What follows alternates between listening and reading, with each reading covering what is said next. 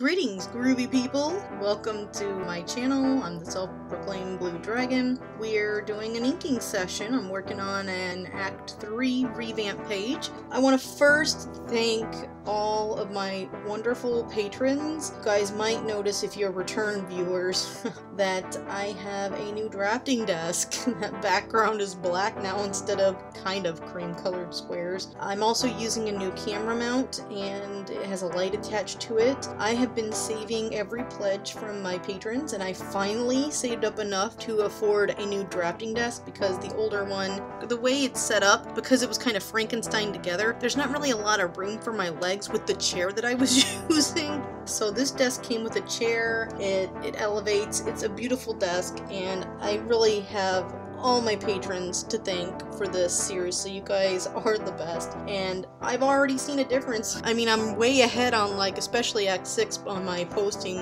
I've actually got a buffer built up, so a lot of that has to do with being less reluctant to actually go in and sit at my desk and work. So thank you guys so much. I really appreciate that. It also helped me get more organized because I had to get all the crap off my desk because it tilts. Thank you, thank you, thank you guys. You are the best. Links for anything, if anyone's interested in joining Patreon, I'm not going to advertise too much, but the links for all that stuff is down in the description. You know, since I'm working on a page from the Dark Horse revamp, I thought I'd talk a little bit about the world of the future, or at least the timeline. For those of you following the revamp, you have been blessed with my silly self actually using gasp dates. Wow! I mean, seriously, I was not putting dates in when I first started working on this comic, and it's like, this is really stupid and hard for people to understand if I don't have a timeline. So I've started including when things happen, but in this video I'm going to kind of walk through a lot of the timeline. I won't be able to get through all of it because, one, there are spoilers, and two, my timeline that I have written out leads up to 2004, which I haven't really even gotten to in Act 6, so there's spoilers and there's a lot to talk about. So I'm going to go up until the point where Odysseus and his mom get to Oregon. The timeline is pretty straightforward for the most part. The story in Act 1 starts on June 16th, 1999. That's when their class is released for summer. But they run into Odysseus, and because the full moon wasn't until June 28th, that's when Act 2 begins, is June 28th. The curse that is on Odysseus, it turns him into a dragon and zaps like most of his energy. He's not very strong in his dragon form. When the full moon is out, the way the curse is designed, like a lot of curses, is that allows him to transform back into a human. There is a reason why, but it allows him to at least transform into human and be able to hold weapons and do things, but he's still not as strong as he would be if there were no curse. And this is the night that he actually starts explaining to the girls what happened in the future. So when I open up into the quote-unquote flash forward or flash back, Odysseus, I call him Yuli, that's kind of a nickname. He is going to cover the events leading up to himself and his mom and their Word of Wednesday Hejira immigrate. You guys know how bad I am at pronouncing things, but I try to use big words anyway. But it's a phrase of Wednesday, not a word of Wednesday. They're basically their immigration politically away from the mess that is Midwest and the East to the newly formed Orgonia, which I've talked about a little bit of that in this video, the iCard video, so if you want to know more about the creation of the USSO, check out that video. On January 1st of 2000, the genetic supremacist terrorist organization, oh god, how many adjectives, how many of those can I fit into a sentence? They're called GIFT, most people call them the Faction. They release a couple viruses that they had been cultivating. By the end of the month, enough people had died to weaken the US defenses, and the Faction hijacks radio and television airwaves and kind of sent out an announcement that they claimed this calamity and they're the cause of it, and they declare war on the US. Not just in the US, but the organization spans into countries internationally, so they have this all coordinated and they do it at about the same time. February 1st, the government reclaims the media and encourages people, particularly those in the country, to stay indoors, especially since if anyone knows much about the bubonic plague, which I don't know a lot about it, but I know that a lot of people who did manage to survive, not that nobody from the city center survived, but obviously disease is going to thrive where people are stacked on top of each other, so a lot of people who did survive the Black Death and the bubonic plague, a lot of them actually were living out in the countryside, so they do kind of take a page from history and warn people to stay away from city centers if they can. The military is mobilized, and the faction, by this point they'd taken to the streets, bombing things with homemade bombs and weapons that they had stored away. So their goal is to take over and indoctrinate as many people as possible, as well as to wipe out as many people as possible,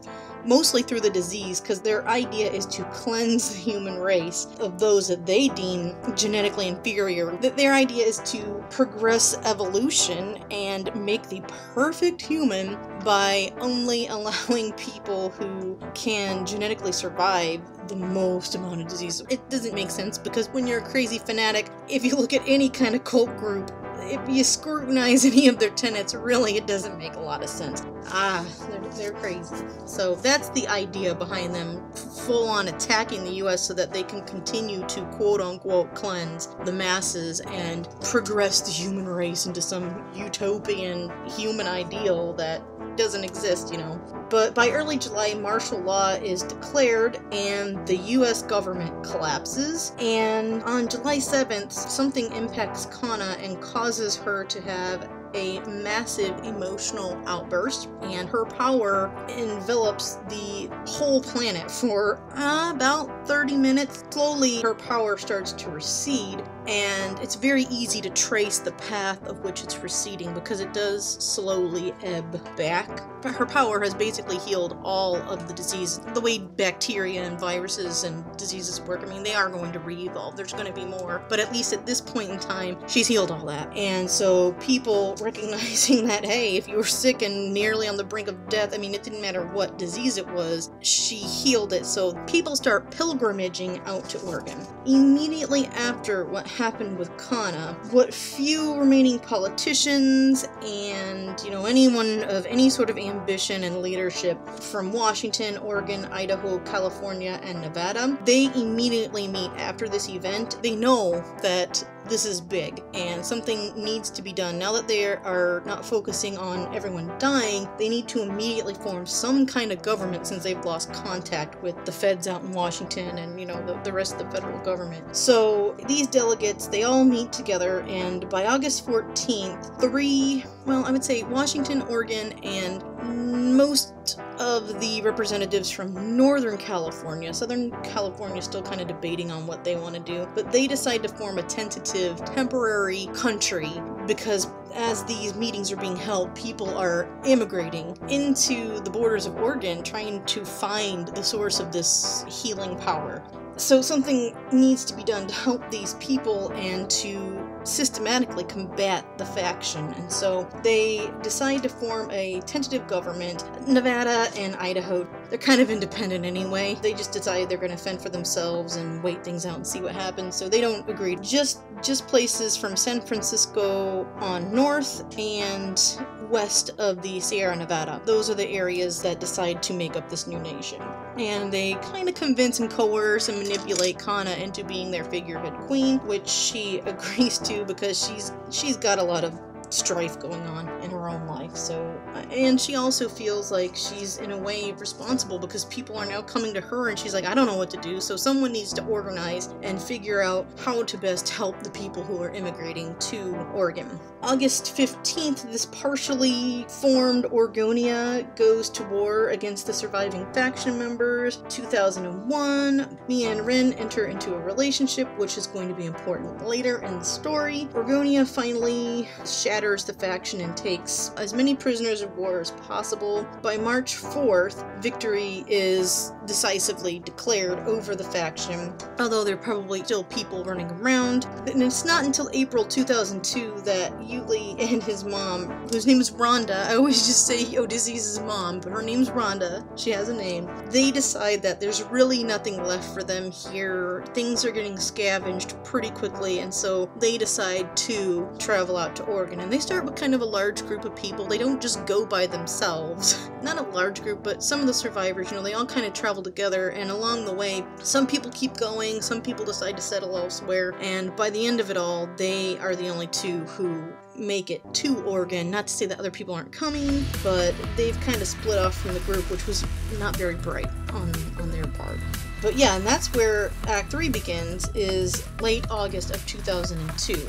So that takes us up to what exactly is going on with the timeline. Question of the week, what's your favorite time travel story? Book, movie, video game, whatever, put it in the comments. There's a link in the description for all my links for Dark Horse, my comic shop. Please like the video, subscribe, do the bell thing. Thank you guys for watching. Peace and love, and keep on trucking.